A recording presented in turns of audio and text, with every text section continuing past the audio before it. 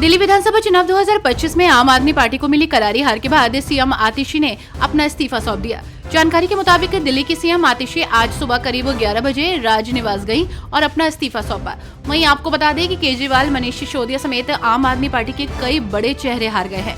आतिशी ने 12 राउंड के बाद कालकाजी सीट पर 52,058 वोटों से जीत दर्ज की। दिल्ली विधानसभा चुनाव में अपनी पार्टी की जीत से उत्साहित बंगाल भाजपा नेता शुवेंदु अधिकारी ने ममता बनर्जी को चेतावनी देते हुए कहा, देखिए अगली बारी आपकी है।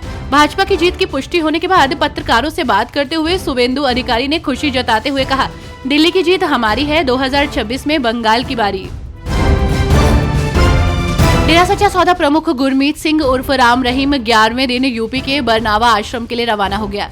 सिरसा डेरे में पैरोल के 10 दिन होने के बाद शनिवार दोपहर 2:30 बजे अपनी मुंह बोली बेटी हनीप्रीत के साथ वो बरनावा आश्रम के लिए निकला। पुलिस सुरक्षा के बीच उसका काफिला तेरावास गुफा से बागपत जाने के लिए निकला। छत्तीसगढ़ में शहरी स्थानीय निकाय चुनावों पर बोलते हुए सीएम विष्णुदेव साय ने विश्वास जताया कि भाजपा आगामी नगर निगम चुनाव जीतेगी। सीएम विष्णुदेव साय ने कहा, सभी ने रोड शो को बड़ी सफलता दिलाई है और हमने 4 विधानसभा क्षेत्रों को कवर किया है। लोगों में काफी उत्साह है। आगामी नगर निगम चुनाव में बीजेपी भारी बहुमत से जीतेगी। लोगों का बीजेपी पर भरोसा बढ़ा है और हमारी सरकार पीएम मोदी की गारंटी को पूरा कर रही है। दिल्ली विधानसभा चुनाव के नतीजों पर केंद्रीय मंत्री चिराग पासवान ने कहा, मैं सबसे पहले प्रधानमंत्री मोदी का धन्यवाद करूंगा क्योंकि ये उनकी सोच, लोगों का उनके प्रति विश्वास की ये जीत है। ये वो मोदी की गारंटी है जिस पर दिल्ली की जनता ने एक लंबे समय के बाद फिर से विश्वास करने का काम किया है। दिल्ली की जनता ने प्रधानमंत्री मोदी की सोच वाली सरकार को चुनने का काम किया है। राज्यपाल गुलाब चंद कटारिया ने पूर्व राज्यपाल बनवारीलाल पुरोहित के बंद कैदियों की सजा में राहत और माफी देने के मामले में लिए गए फैसले को पलट दिया। अब दोषियों की सजा माफी के मामलों को कैबिनेट के माध्यम से आगे बढ़ाने के बजाय मुख्यमंत्री की ओर से सीधे तौर पर राज्यपाल को भेजा जाएगा। इससे राजभवन और सरकार के संबंधों में नरमी आने की उम्मीद है।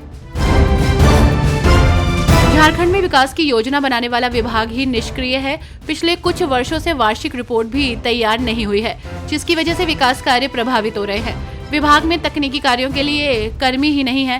राज्य विकास परिषद भी काम नहीं कर रहा है, तो वहीं वार्षिक रिपोर्ट नहीं होने से इस बात की जानकारी नहीं हो पाती कि राज्य 5 साल में कहां पहुंचेगा।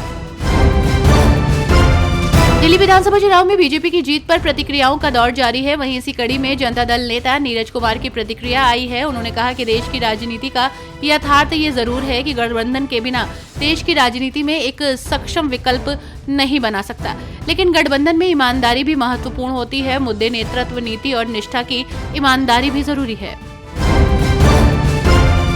नई दिल्ली निर्वाचन क्षेत्र से जीतने वाले भाजपा उम्मीदवार परवेश वर्मा ने पश्चिमी दिल्ली के मुंडका में डॉक्टर साहिब सिंह वर्मा समाधि स्थल पर अपने दिवंगत पिता, दिल्ली के पूर्व मुख्यमंत्री साहिब सिंह वर्मा को पुष्पांजलि अर्पित की। परवेश वर्मा ने विधानसभा चुनाव में नई दिल्ली सीट पर केजरीवाल को 3000 से अधिक वोटों के अंतर से हराकर महत्वपूर्ण जीत हासिल की।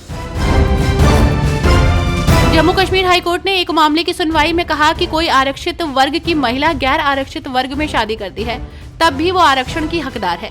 आपको बता दें कि एक पादरी श्रेणी की एसटी महिला ने गैर पादरी वर्ग में विवाह किया था। वो सिविल सर्विसेज एग्जामिनेशन में भाग लेना चाहती थी। इसमें आरक्षण का लाभ न मिलने पर उन्होंने हाईकोर्ट में याचिका दायर की थी।